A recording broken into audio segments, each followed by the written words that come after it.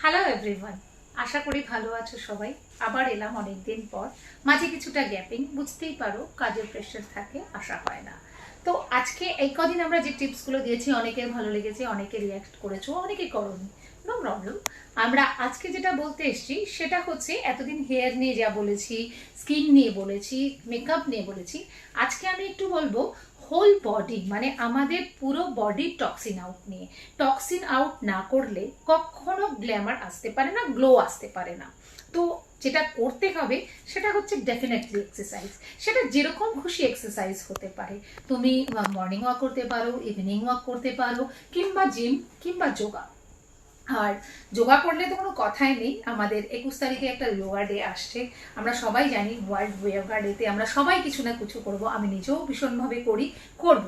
সেরকম ভিডিও তো আমরা ডেফিনেটলি দেবো। আমি কিন্তু আজকে একটু অন্যরকম কথা বলতে, যেটা আমরা বলছিলাম, যোগা ভীষণভাবে শরীরের জন্য ভালো, এটা আমরা আজকাল সবাই জানি, নতুন করে বলার কিছু নেই।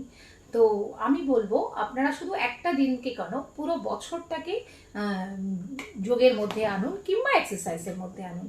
ডেফিনেটলি স্কিন ভালো হবে। অনেকেই আমাকে এসে জিজ্ঞেস করে, যখন শোনে আমার এজ প্রায় 47-48+, হ্যাঁ, তো তখন অবাক হয়ে জিজ্ঞেস করে যে এত সুন্দর কি করে আছো। আমি গর্বিত যে আমি এত সুন্দর এই এজেও নিজেকে রাখতে পেরেছি, ডিউ টু আমার এক্সারসাইজ রুটিন, ডিউ টু আমার ডেলি রুটিন মেনটেন।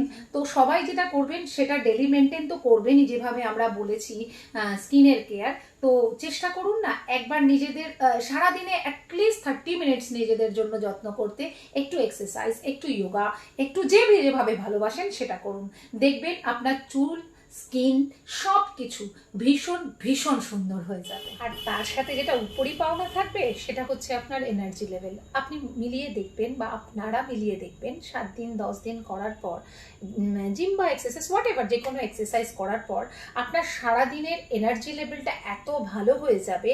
পায়ে ব্যথা, হাতে ব্যথা, মাথা ব্যথা, মানে টোটালটাই না, পুরোটাই আপনার ধীরে ধীরে এত ভালোর দিকে যাবে, সেটা আমি না বলে বোঝাতে পারছি না আর কি। আমি এত টাইট শিডিউলের মধ্যেও কোনোদিন জিম মিস করি না, এটা যারা আমার সাথে আছে, যা আছে জানে।